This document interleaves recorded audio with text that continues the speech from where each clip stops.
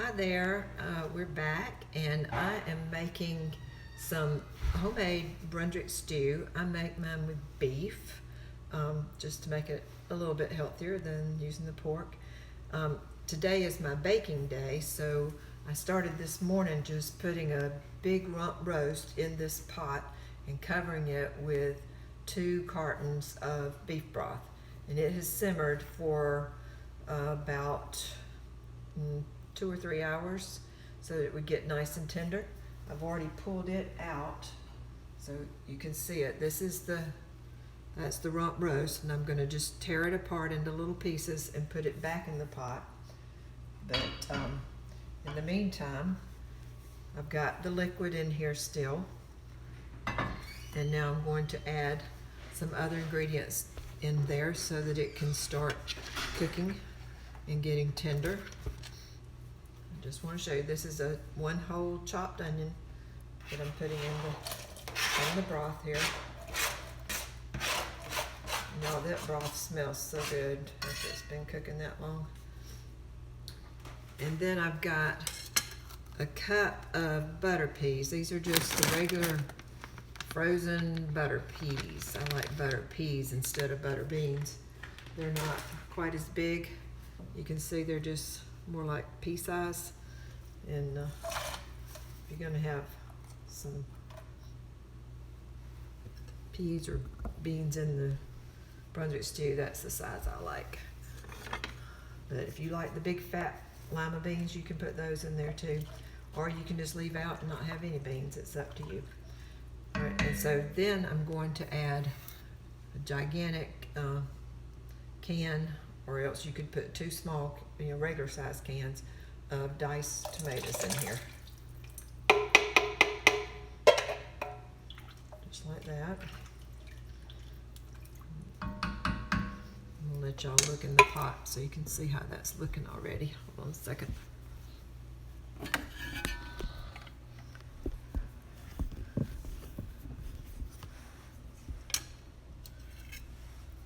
So you can see that onions are floating, but anyhow, I'm going to get that pot boiling again, and I'm also going to, at this time, add about 4 kind of medium-sized potatoes. I've peeled them already. I'm going to chop them up into little cubes and add those in the pot and cook those until the peas and the potatoes are done, and then at that point we'll add some other ingredients. But this is just a nice thing to have cooking while you're busy doing your Christmas baking or wrapping presents or whatever you're doing today. It makes the house smell really good, and it'll be a nice dinner for Bob and I tonight, and maybe even leftovers tomorrow night, because the big meal is going to be on Christmas Day. All right, I'll get back with you in just a little bit. Well, before I put this meat in the pot, I wanted y'all to see how it just fell apart when I started cutting it. It just fell apart into little small pieces. There's a few here that are still larger, but I'll chop those up. Anyhow, I'm going to add those into the pot. I've already put the potatoes in here now too, so we're going to have a full pot of stew going on. So I will see y'all in a little bit. Bye. All right, y'all, I'm back, and this Brunswick stew is smelling so good. In fact, it almost starts scorching in the bottom, but to me that just adds to the flavor. I've stirred it all in, and it's looking good. Let me show you down in this pot. Now, does that look good or what? I added a couple of bay leaves. Here's one of them right there. You can see where I put 2 bay leaves in here. Now I'm going to add the other ingredients. And I just wanted you to see what I was going to do next.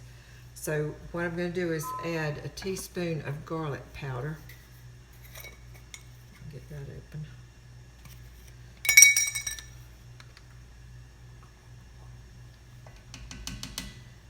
Garlic powder is good in anything. And then I'm going to put 2 tablespoons of Worcestershire. So, that open.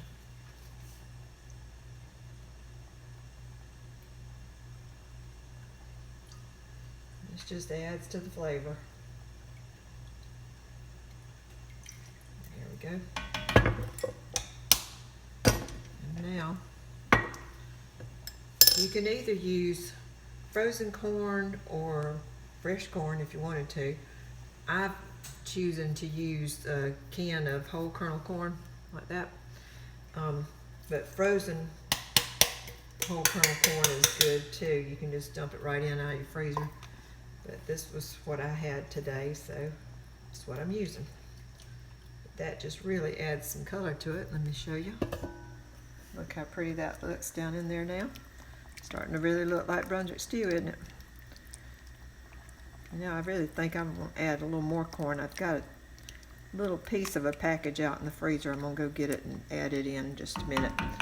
But the real key ingredient now is to add some barbecue sauce. So it calls for a half a cup of barbecue sauce. Let's see if I can do this without turning this camera over. Okay, so this is a cup, so it calls for a half a cup of the Sweet Baby Ray's. So I'm going to put that in here first. And then it calls for a half a cup of, let me show y'all that was Sweet Baby Ray's, the honey barbecue. And then it calls for a half a cup of the Carolina Gold. Now there's this kind, and then I think French's or one of those other brands makes the Carolina Gold too, but it's just, you know, the more golden color instead of the deep red color. That's just enough to finish off that bottle. What was left in there was about a half cup, so that worked out perfect. All right, now I'm just going to stir this in. And boy, this is what really gives it the Brunswick stew flavor. Getting some of that barbecue sauce in there. All right, I'll bring y'all over here so you can see what I'm doing. I'm just stirring that barbecue sauce in there. Y'all, that smells heavenly.